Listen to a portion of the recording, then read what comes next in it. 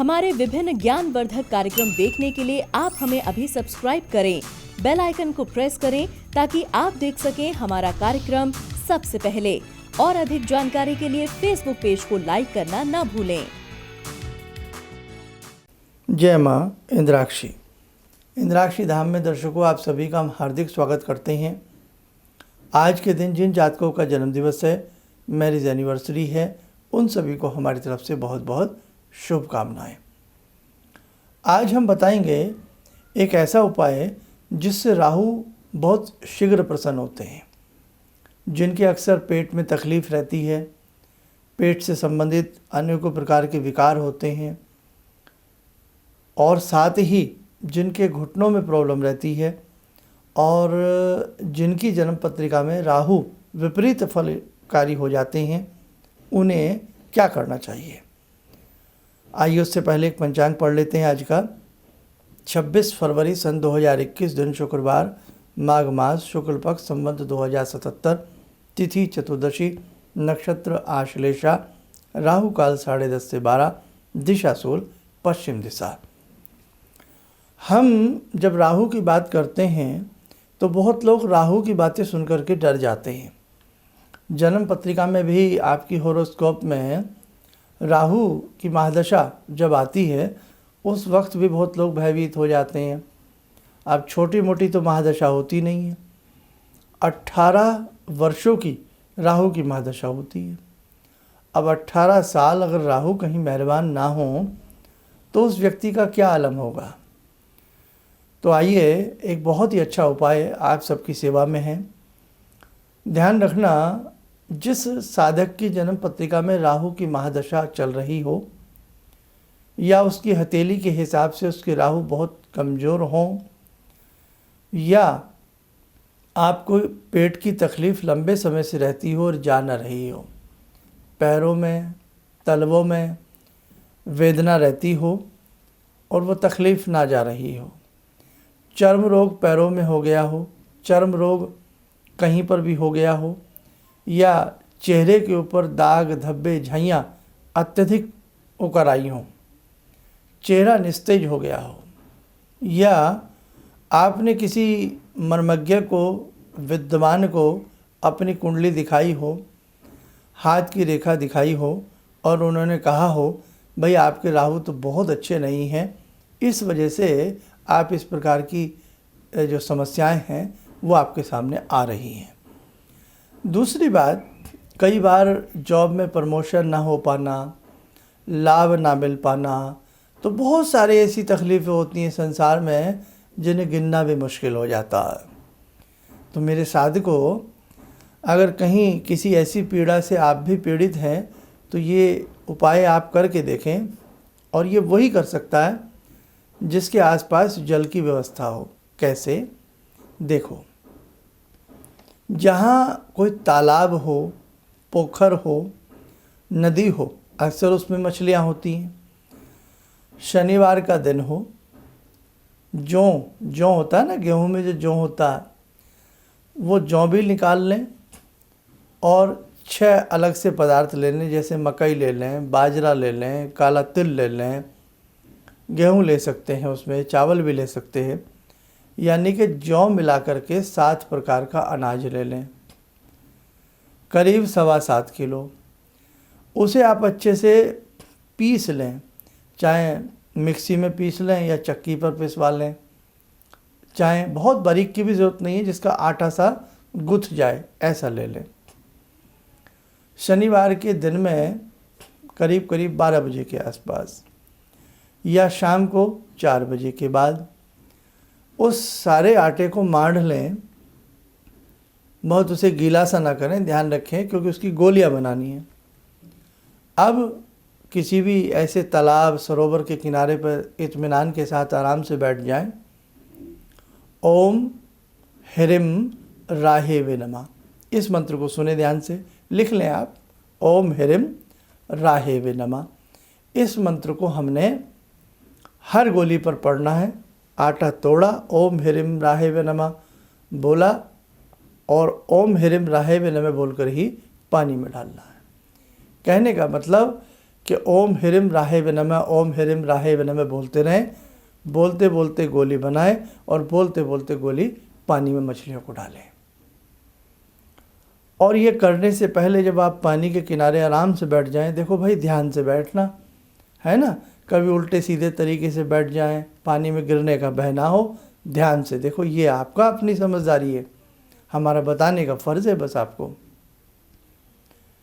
अब जब आप आराम से बैठ गए तो नमस्कार करें कि हे राहु महाराज, आपके लिए कुछ भेंट लाया हूँ, इसे स्वीकार करें।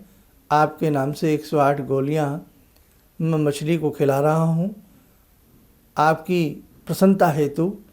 और जो भी मुझे ये चर्म रोग है, पेट रोग है, या जो भी आपकी समस्या है वो दोहरावें और नमस्कार करें। उसके बाद एक एक गोली ओम ह्रीम राहे वे नमः बोल करके बनाते जाएं, पानी में डालते जाएं।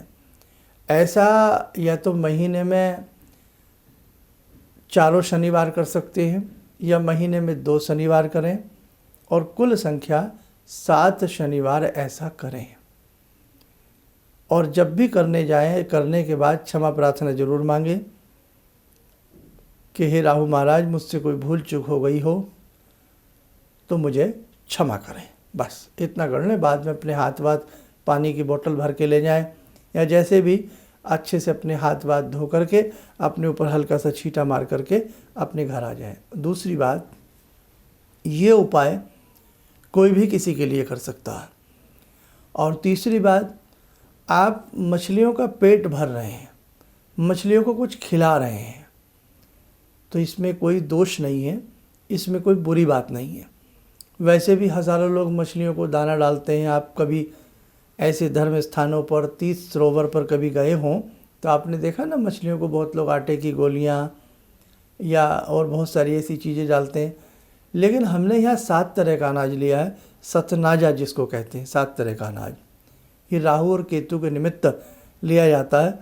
कई ऐसे उपायों में हम शनि के निमित्त भी कुछ ऐसी चीज़ें बताते हैं। अब ये उपाय हर आदमी तो कर नहीं पाएगा, वही कर पाएगा जिसके आसपास इस प्रकार की जल की व्यवस्था होगी, तो ये उन्हीं के लिए समझ लीजिए। और हाँ, ये उपाय कोई भी किसी के लिए भी कर सकता है। अब जैसे हमारे विदेशों में ऐसे बहुत दर्शक बैठे हैं, तो वहाँ कई ऐसे कंट्री हैं जहाँ इस प्रकार से कुछ अलाउ नहीं है, तो वो किसी से अपने लिए करवा भी सकते हैं। उस आटे की कीमत का जो पैसा है वो उन्हें दे दिया जाए, और यदि वो पैसा स्वीकार नहीं करते हैं तो बात अलग है। कुल मिलाकर के ये उपाय बहन के लिए भाई कर सकता है, माँ के लिए पुत्र कर सकता है, पुत्र के लिए माँ कर सकती है, पिता कर सकते हैं, दादा काका नाना कोई भी कर सकते हैं। भगवान का ही संसार में एक ऐसा नाम है, एक ऐसी ये औषधि है कि खाए कोई और लाभ किसी और को मिलता है। जी हाँ, आप यदि कोई भी मेडिकल या किसी भी क्षेत्र से कोई टैबलेट लेते हैं तो जब तक आपके पेट में नहीं जाएगी तब तक आपको आराम नहीं आएगा। ये नहीं हो सकता कि दूसरा खाए और आप ठीक हो जाएं। लेकिन भगवान नाम में ऐसा है, दान आप किसी के नाम से भी कर रहे हैं, आपको भी फ़ायदा होगा, आपको भी होगा। पूजा आप किसी के भी नाम से कर रहे हैं, उनको भी फ़ायदा होगा, आपको भी फ़ायदा होगा।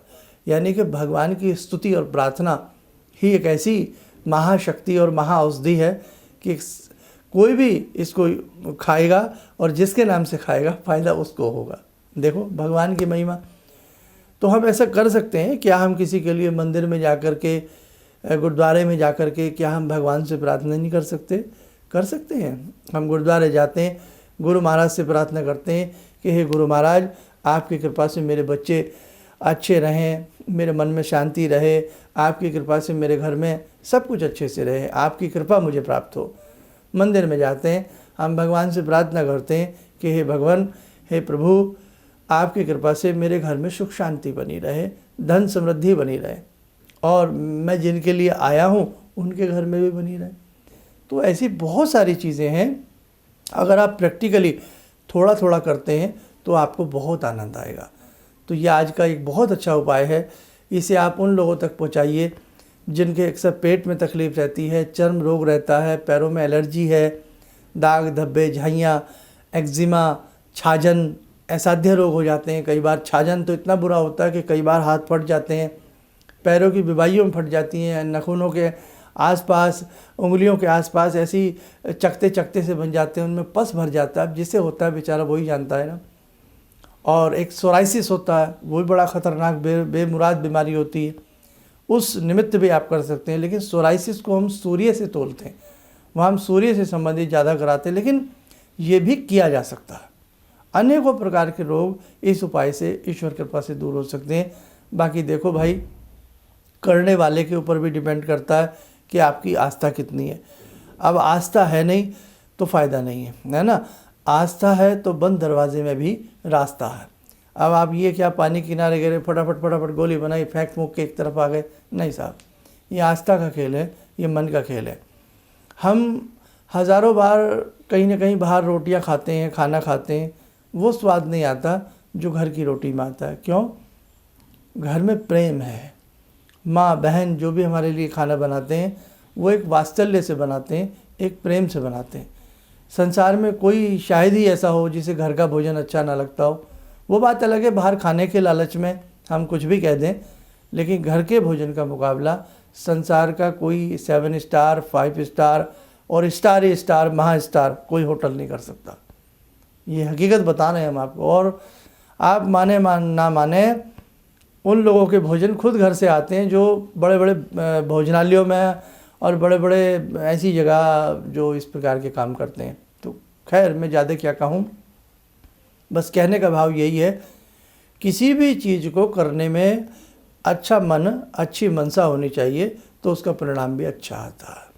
आइए साथ को समय हो चला आज की ध्यानमाला का। आज की ध्यानमाला में जुड़ते हैं जगजननी माँ भगवत्सला भगवती से। ॐ सिन्दूरारुणविग्रहां त्रिनयनां माणिक्यमूलस्फुरात् स्तारानायकशेखरं स्मितमुखी भापेन वक्षोरुवां पाणिभ्यामलपूर्णरत्नचषकां रत्नोत्परां बिभ्रति सौम्यां रत्नगटस्थरक्तचरणां ध्यायेत् पराम् अम्बिकां खड्गं चक्रगदेषु चापपरिगान् शूलम्बुशुण्डिं शिरा शङ्खं समदधतीं करे स्त्रीनयनां सर्वाङ्गभूषावृतां नीलासमद्युतिमास्य पाददशकां सेवे महाकालिकां यामास्तो स्वपितैहरो कमलजो हन्तुं मधुं कैटवं विद्युद्दामसमप्रभां मृगपते स्कन्दस्थितां भीषणां कन्या विहकरवालखेटविलसा धस्ताविरासेवितां हस्तेश्चक्रगदाशिखेटविशिखां चापं गुणं तर्जनीं विप्राणामलिलात्मिकां शशिधरां दुर्गां त्रिनेत्रां भजे। कवच बना लें, ध्यान रखें, भगवती का शुभ आशीष हम सबके ऊपर बरस रहा है।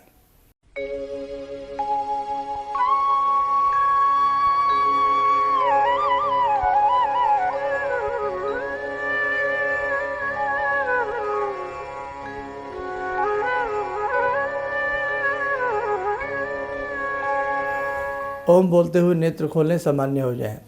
इसीलिए हम आपसे कहते हैं कि एक बार अपनी जन्म पत्रिका वैदिक तरीके से बनवा लेनी चाहिए, या जन्म पत्रिका जो भी आपके पास है उसे दिखा लेनी चाहिए। जन्म पत्रिका नहीं है तो हाथ की रेखाओं का अवलोकन करा लेना चाहिए, ताकि आपके जीवन में जो दिक्कत आ रही है वो किस ग्रह की वजह से आ रही है, या हमें उसका क्या समाधान करना चाहिए। ज्योतिष शास्त्र इस मामले में हमारी एक बहुत बड़ी मदद कर सकता है। और हमारे जितने भी दीक्षा के बच्चे हैं, जो भी हैं, हमारे नियर डियर हैं, हमारे प्रेमी हैं, हमसे प्यार करते हैं, हम भी आपसे बहुत प्यार करते हैं, ऐसी बात नहीं है। अब देखो, पहले मोबाइल पे सिस्टम बनाया, लेकिन देखा कि भाई संख्या आप लोगों की डे बाई डे बढ़ती गई। हज़ारों लाखों में संख्या हो जाती है तो फिर वहाँ मोबाइल्स काम नहीं करते हैं ना, ये तो सब जानते हैं आप। लेकिन दीक्षा का जो सूत्र था वो हमें ऐसे ही करना था जैसे हम कर रहे हैं। तो मेरे ख्याल से बहुत लोगों के पास पहुंच गए हैं, जो रह गए हैं तो देखो क्या होता है, डाक है। अब आपने टिकट लगाया, टिकट लगा, लिफाफा पहले डाक पोस्ट ऑफिस में डाला जाता है, फिर वहाँ से वो आपके घर तक पहुँचता है। तो घर तक पहुँचने में कई बार बीच में संडे या कोई ऐसा हॉलीडे आ जाता है, तो इसलिए अब जो दूर बैठे लोग हैं, जैसे महाराष्ट्र में हैं, गुजरात के लास्ट में हैं या कहीं पर भी हैं, तो वहाँ थोड़ा सा मुझे लगता है 10-12 दिन लग सकते हैं या लग जाते हैं।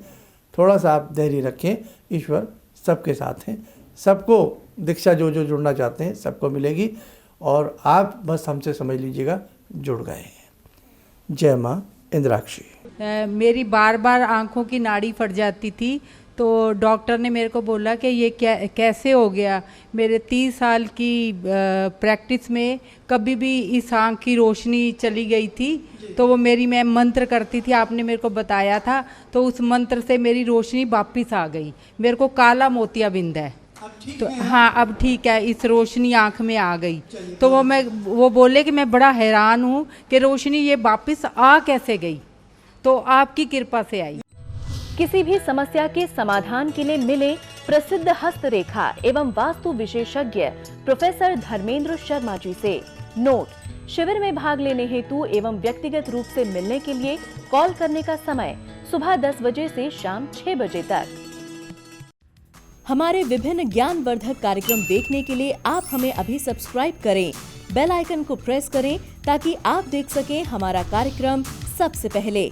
और अधिक जानकारी के लिए फेसबुक पेज को लाइक करना न भूलें।